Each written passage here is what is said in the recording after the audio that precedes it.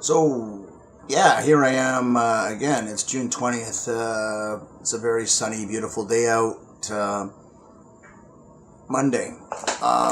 Topic that I wanted to talk about is. Oh, there's several topics.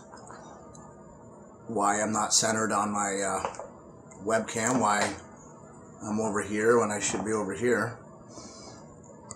Very, very cheap video camera or webcam, and it's not my fault. Things will get better. Nobody cares. Hamilton, Ontario, close to Toronto. Still don't like the way this is. I think I'm fucking gay. I had a wrestling background. I had the chance between the years of 97 and 2002, 96, 2002. To wrestle in 5 different countries for all 3 big major wrestling companies. I just didn't make it because of politics, not being 2 inches too taller, immigration problems, lots of different reasons. It doesn't ever have anything to do with how good you are, because I was good. It's who you knew, who knows you, a lot of different things. But I listened to what's going on YouTube with Hulk Hogan and the Ultimate Warrior, Jim Hellwig. They're going back and forth.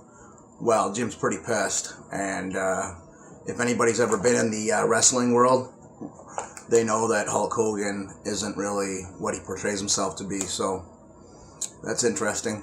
I met a lot of people that don't have anything good to say about him, and but he's money, right? You put him on TV and he's money, so it's just interesting that to listen.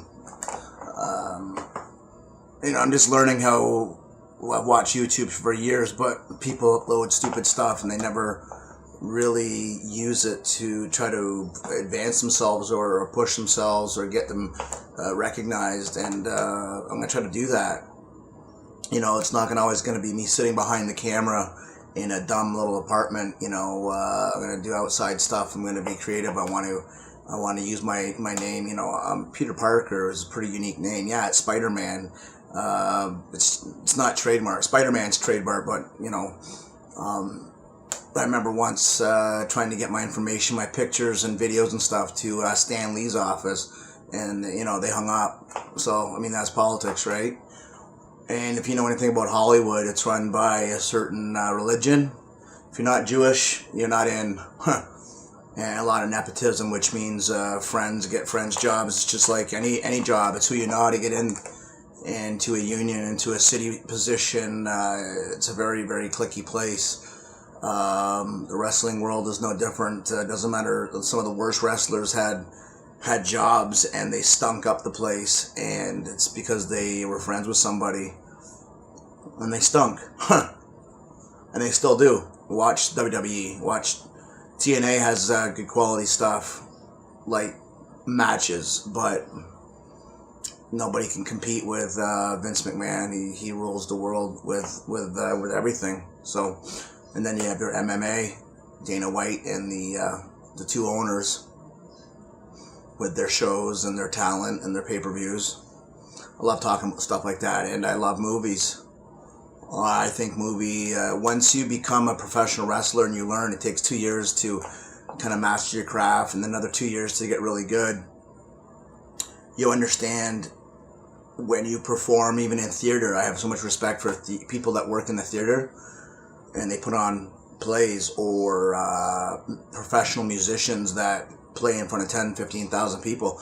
They make mistakes, but they're so good that they hide it and the crowd never knows. Same thing with professional wrestlers. It's live. You can't say cut, do over, or have your lines like actors, that live in trailers or on set.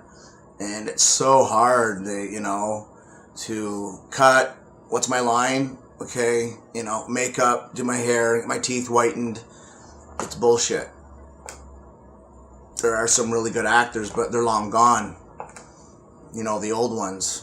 Clint Eastwood is about one of the best actors. We're looking at Morgan Freeman. Some actors get better as they go on. Bruce Willis is fantastic. Some of the young people. Yeah, Brad Pitt.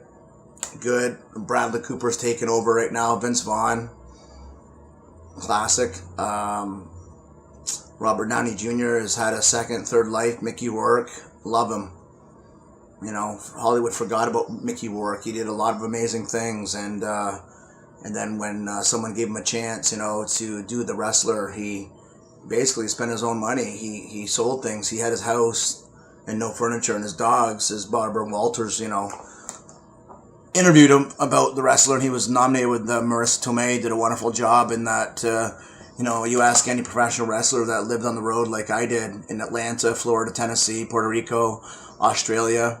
Yeah, we did sleep in cars, hotels, crashed here, crashed there, working, and we ended up in a lot of dance clubs, strip joints. The two businesses, the two types of dancers and professional wrestlers are very similar. We have, you know, we wear our boots and our outfits, and we kind of, you know, work for money, and it's kind of why the two, you know, that's why a lot of guys date strippers and dancers. Anyhow, getting off topic. I want to rant about, like I said, with Mickey Rourke and Marissa Tomei, it's like the Wrestler was fantastic. I have a lot of respect for Mickey Rourke for learning their actual wrestling moves, for doing a lot of his own stuff, getting in wrestling shape. I want to talk about movies and actors. I like to expose a lot of bullshit that public doesn't know, that if you don't live in the business of a certain, you know, entertainment world, you'd never know what really goes on, and how, you know, how Edward Norton can look so huge for American History X, and then every other movie he's 110 pounds. So, Brad Pitt getting shredded for Fight Club. Russell Crowe is 5'0". Vin Diesel is 5'5". He just has, you know, I love Vin Diesel though. Paul Walker hasn't aged in 10 years. You know, these are very fortunate people. They're good. However, you know, acting is a joke. I'm 5'9". I'm 225 pounds. I look great at 200. A little bloated. I'm a little puffy. I'd love to tell you a little bit more. I will. I'll rant and rave. My YouTube channel is just a little, you know, I've got a few wrestling matches from here and there. Some of my best stuff was never taped. Some stuff in Puerto Rico for the WWF, WCW.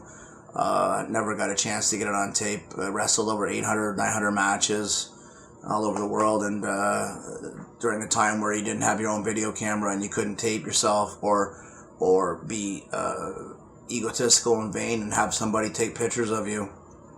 Nowadays it's, you know, easy to use the technology like iPhones and little video cameras and so on, and boom, it's up on the computer right away. So, and with that, here I'm going to go right into Chris Angel, who's fantastic as a magician illusionist, who is able to do his craft, and he does it in front of a lot of paid actors. But with today's technology, if anybody saw something, it would be videotaped. If you've noticed, nobody has handheld cameras taking pictures. It's a controlled environment, so that's the illusion too.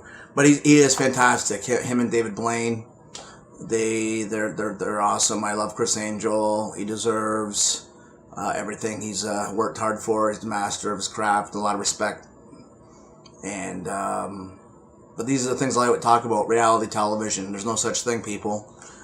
There's no such thing as reality television. It's all scripted. Jersey Shore, anything. It's all scripted.